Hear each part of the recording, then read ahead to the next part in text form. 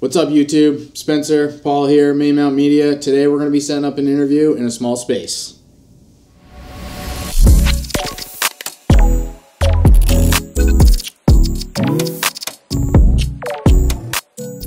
What's up, YouTube? Paul and Spencer here from Maymount Media. Today we're going to be doing a little practice setup for a interview. And so we're going to pretend like this is somebody's house that we just walked into, and we need to just rearrange things a little bit, spend a bit of time, and make one attractive sort of commercial-friendly interview. So come along for the ride. Let's check it out.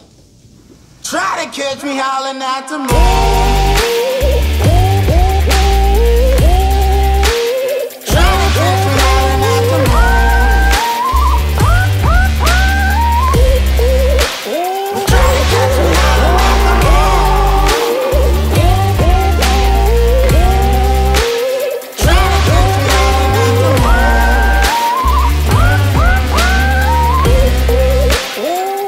Alright guys, so we got set up, so now what we're going to do is talk you through each item one by one. So this is what the room light looked like when we first walked in, sat down, and set up a camera. So if you were at home and you wanted to do an interview and you were just going to put a chair in the middle of the room, this is kind of the results you would get. And so that's why we're going to sort of try to show you the value of each piece as we add them. So of course, first and foremost is our key light.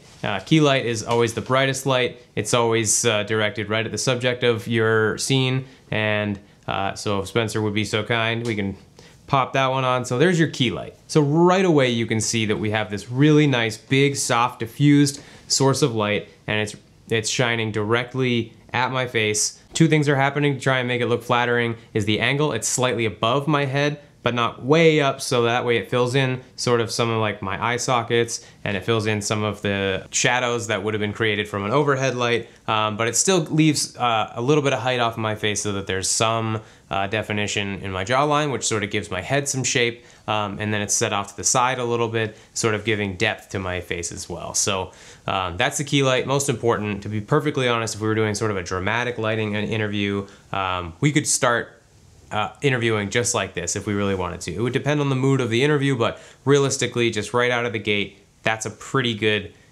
change in light.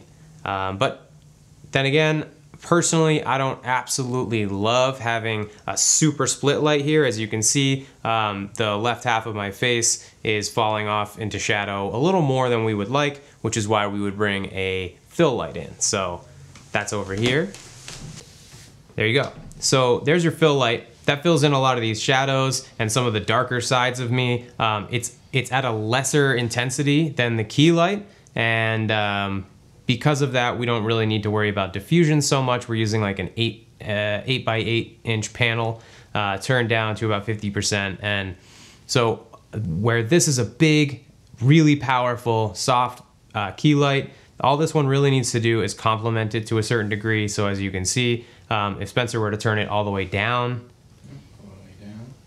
that's sort of what we had before, and then as you slowly introduce a little bit more and more power, you can see that fill in those shadows more and more, and it's kind of one of those things where there's no perfect recipe. It's just sort of a to taste type of thing. So you sort of pop your light in there once your subject is sitting down, and you can just mess with that a little bit until there's, I think this is a perfect intent. What are we at right there?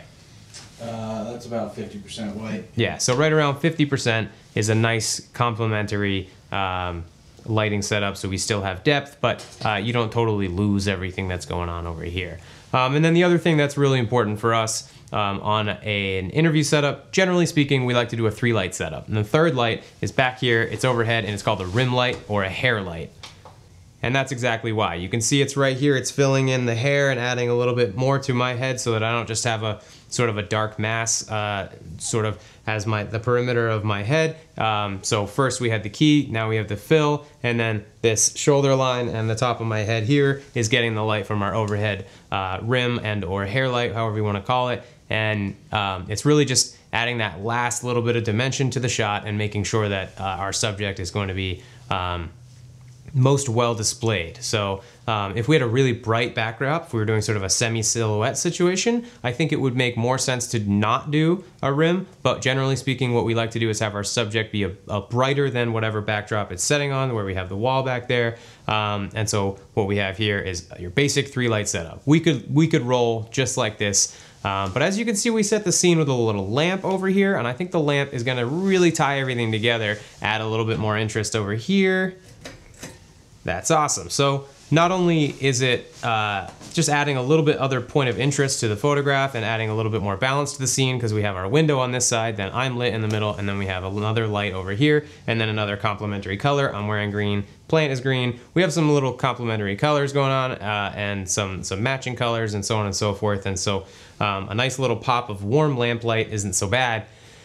As you can see, it's shining some light up on the wall here, and we really liked that, but the lamp doesn't spill onto the wall behind me the way we would have wanted it to, unless we slid it all the way back on the table, at which point it was sort of just sneaking out over my shoulder. So we slid it forward, and we found ourselves another light back there and stuck it down on a sneaky tripod, and Spencer's gonna turn that one on, and bang. Now we've got the wall.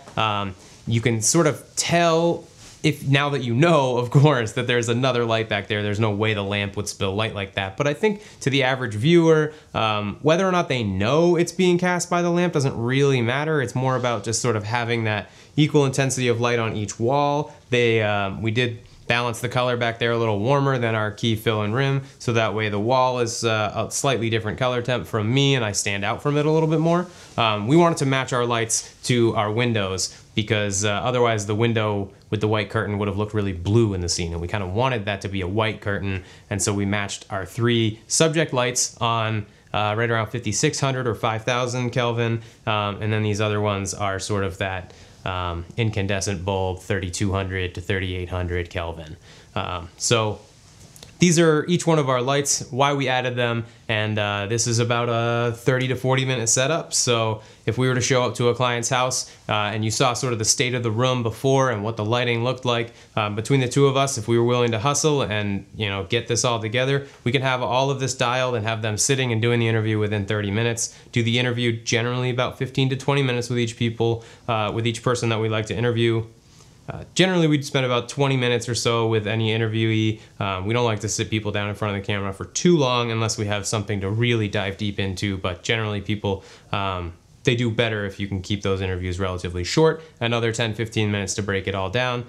So generally about an hour and 15 minutes to get all of that said and done, keeping people looking their best in their interviews, and yeah, looking for that high quality interview setup. Alright guys, it's going to wrap it up for us here today. I hope you guys had a little bit of fun watching this video, found it helpful or at least interesting. And if you did, make sure you give us a big thumbs up down below. If you have any questions, comments, or concerns, leave them in the comments section. And if you want to see more videos from us in the future, make sure you smash that subscribe button. And we'll see you next time. See you later.